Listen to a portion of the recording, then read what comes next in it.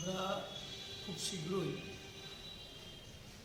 দেশের লোকসভার সাধারণ নির্বাচন এর মুখোমুখি হতে যাচ্ছে। লোকসভা নির্বাচনের আগে আমাদের সাংগঠনিক যে বিস্তৃতি, এটা প্যারেন্ট কমিটি থেকে শুরু করে বিভিন্ন বিভাগ শাখা সব জায়গাতেই আমরা তার পুনর্গঠন আমরা করতে শুরু করেছি। আজকে ছিল আমাদের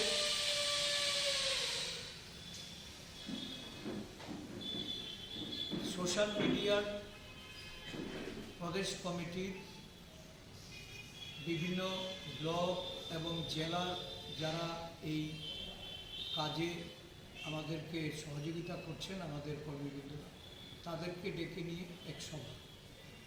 আমাদের সোশ্যাল মিডিয়ার দায়িত্বে আছে সত্যজিৎ ভূমি। সত্যজিতের আহ্বানে আমাদের বিভিন্ন জেলা এবং ব্লক থেকে প্রতিনিধিরা এসছে। আজকের আলোচনার মধ্যে আগামী দিন এই প্রযুক্তিগত দিক থেকে বা বিভিন্ন তথ্য এই সোশ্যাল মিডিয়াতে কিভাবে এটা তুলে ধরা যায়, বর্তমান যুগে এই ইলেকট্রনিক্স যন্ত্রের ব্যবহারে মানুষ যেভাবে অভ্যস্ত হয়ে পড়ছে, মানুষ যেভাবে এই কাজগুলির সঙ্গে মানুষ যুক্ত হচ্ছে, একে আরও কিভাবে ফুটিয়ে তোলা যায়, আরও কিভাবে একে আমাদের কর্মসূচির মধ্যে অন্তর্ভুক্ত করে সাধারণ মানুষের জ্ঞাতার্থে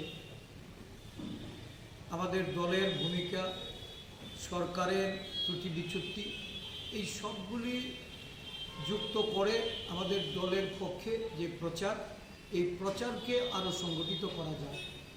সংঘবদ্ধভাবে সারা রাজ্যব্যাপী এই কাজের সঙ্গে যারা সোশ্যাল মিডিয়ার কর্মীবৃন্দ, তাদেরকে খানিকটা প্রশিক্ষিত করে তোলা এবং সাংগঠনিকভাবেও খানিকটা রিভিউ করা, এটাই হলো আজকে এই সবার মূল লক্ষ্য।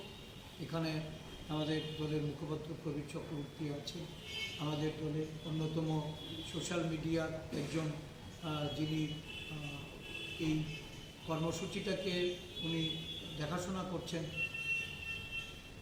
পার্থ আচার্যি। আমাদের প্রচেষ্টা আগামী দিনে কংগ্রেসের প্রচার যন্ত্রটাকে আরও শক্তিশালী।